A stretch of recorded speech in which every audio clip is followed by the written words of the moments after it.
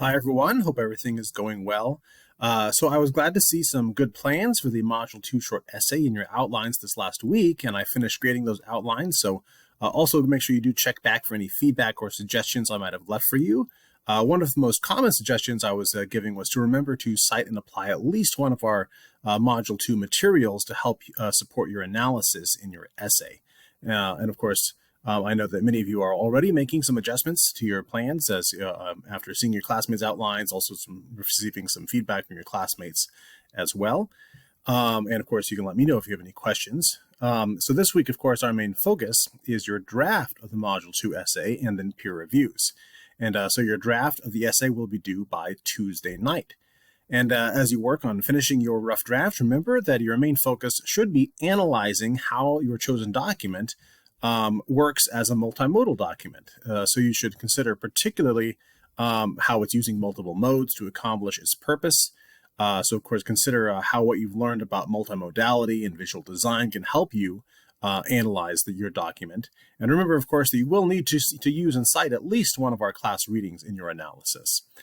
So of course, you'll also want to be very careful to avoid getting sidetracked by the topic being addressed in the document that you've chosen. This is one problem I do see sometimes. So a good analysis of the document will really help your reader understand that document in a different way. And of course, I urge you to review the essay instructions again, just as you work on your draft, just of course to make sure that you are meeting all of the requirements and fully understand what the essay is supposed to involve. And then the final draft of the essay will only need to be about 1,000 words, although you are welcome to go longer if you need to. And of course, if you have any questions about the essay as you work on completing the draft, make sure you do let me know as soon as you can.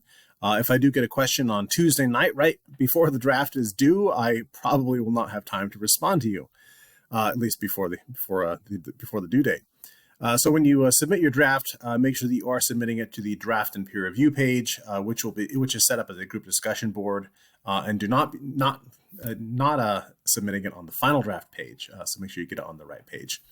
Then once you do submit your essay draft, you will complete peer reviews for 3 of your classmates. Now I do have the class split up into multiple groups using the group discussion board feature on Canvas. So you will only have access to your own group discussion board.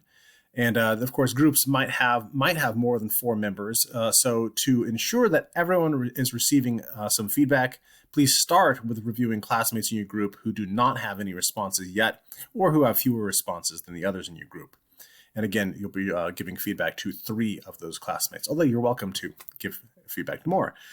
So then, of course, when you do give your classmates feedback on their drafts, please focus particularly on the content and, of course, how well it fulfills the assignment, rather than just proofreading. So I do have some questions posted on the peer review page that I'd like you to keep in mind when you give feedback to your classmates. And since, of course, you do want to be helpful to your classmates, be thorough when giving constructive feedback. Peer reviews that are clearly rushed or that are lacking in details will not be receiving full credit. So make sure you keep that in mind. So you might wonder, how much should you write? Well, you should write at least 200 words of feedback for each classmate you review. So that actually is quite a bit. You can do more if you like. So this might be in the form of a few paragraphs, also potentially annotations on the document or a combination of both.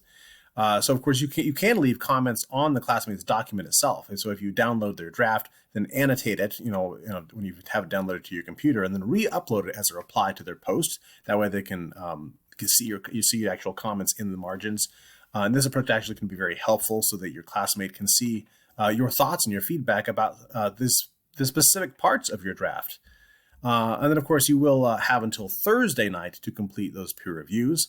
And then the final draft of your essay will be, as well as a reflection, will be due next week, and it'll be due on Monday, October 7th, one of those rare occasions we have a Monday due date. And I'll remind you about that again later as well.